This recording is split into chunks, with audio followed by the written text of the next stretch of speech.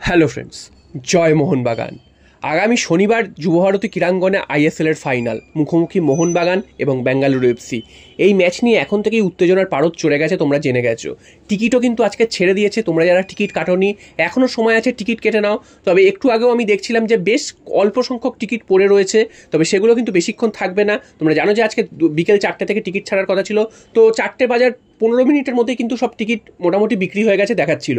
এবং কিছু কিছু জায়গায় কিছু কিছু সময় কিন্তু আবার একটা দুটো করে টিকিট কাটা যাচ্ছিল ঠিকই, তবে ম্যাক্সিমাম টিকিটই কিন্তু সোল্ড আউট শো করছিল। তো এটা কিন্তু গত বছর আমরা দেখেছি যে টিকিট নিয়ে একটা হাহাকার, এবছরও দেখছি টিকিট নিয়ে হাহাকার হচ্ছে।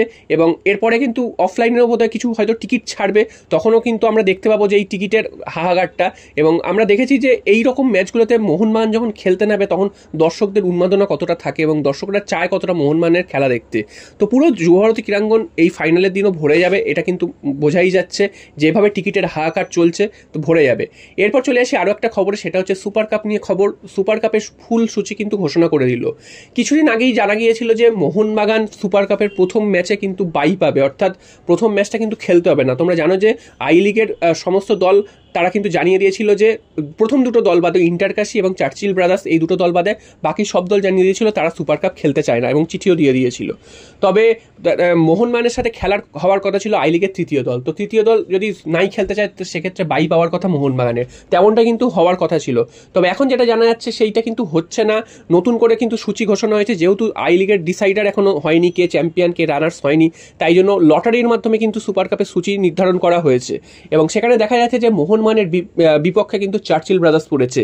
তো অনেকদিন পর চার্চিল ব্রাদার্সের বিরুদ্ধে আমরা খেলবো। লাস্ট কিন্তু আমরা আই লিগে খেলেছিলাম, 3-0 গোলে তাদেরকে হারিয়েছিলাম।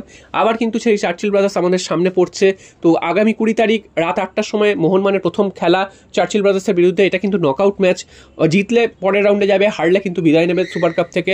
এবং এই ম্যাচটা যদি মোহনবাগান জিততে পারে তাহলে কিন্তু মোহনবাগানের সামনে পড়তে পারে কেরালা ব্লাস্টার্স এবং ইস্টবেঙ্গলের মধ্যে জয়ী দলের। অর্থাৎ ইস্টবেঙ্গল যদি জিততে পারে সেক্ষেত্রে কিন্তু মোহনবাগান ইস্টবেঙ্গল ডার্বি আমরা আবার দেখতে পারবো সুপার কাপে।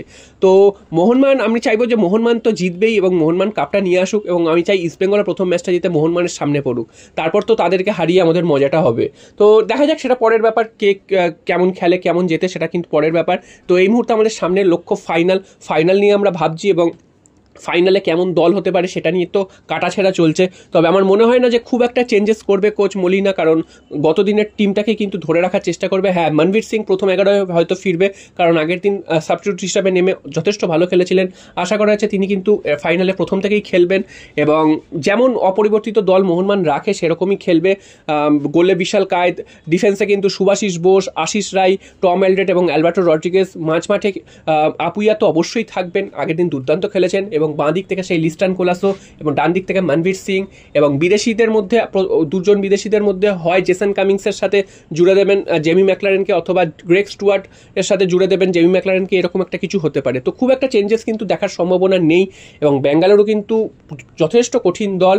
এই বেঙ্গালুরুর বিরুদ্ধে মোহনবাগান কিন্তু এ মরশুমে বেশ ভালোই রকম হোঁচট খেয়েছে। ডুরান্ড কাপে আমরা দেখেছি যে ডুরান্ড কাপে একটা সময় ম্যাচ কিন্তু 2-0 গোলে মোহনবাগান হারছিল, সেখান থেকে 2-2 করে মোহনবাগান ম্যাচে ফিরে আসে এবং টাই ব্রেকারে মোহনবাগান জেতে। আবার আইএসএল এ যদি আমরা দেখি প্রথম পর্বের ম্যাচ, সেখানে 3-0 গোলে আমাদেরকে হারিয়ে দেয় বেঙ্গালুরু এফসি। এবং ফিরতি লিগ অর্থাৎ যুবভারতী ক্রীড়াঙ্গনে যখন আমাদের খেলা হয়েছিল তখনও কিন্তু যথেষ্ট বেগ দিয়েছিল বেঙ্গালুরু এফসি। আমরা কিন্তু একটা গোল, লিস্টান কোলাসের একটা দুর্দান্ত গোলে আমরা জয়লাভ করেছিলাম। তো আবার কিন্তু সেই বেঙ্গালুরু এফসি ফাইনালে মুখোমুখি, এবং ফাইনালে কিন্তু মোহনবাগান গত বছর হেরে গিয়েছিল এত ভালো খেলার পরেও। তো সেটা কিন্তু মাথায় রাখতে হবে যে আত্মতুষ্ট হলে চলবে না। ফাইনাল আরও একটা ম্যাচ এবং আরও একটা ট্রফির হাতছানি, দিমুকুর জেতার হাতছানি। তো সেই ট্রফিটাকে কিন্তু আমাদের নিয়ে আসতে হবে, এটাই কিন্তু আমাদের লক্ষ্য থাকবে। এবং আগামী শনিবার 12 তারিখ যুবভারতীর রং যেন সবুজ মেরুন হয়ে ওঠে, সেটাই কিন্তু আমরা চাইব। জয় মোহনবাগান।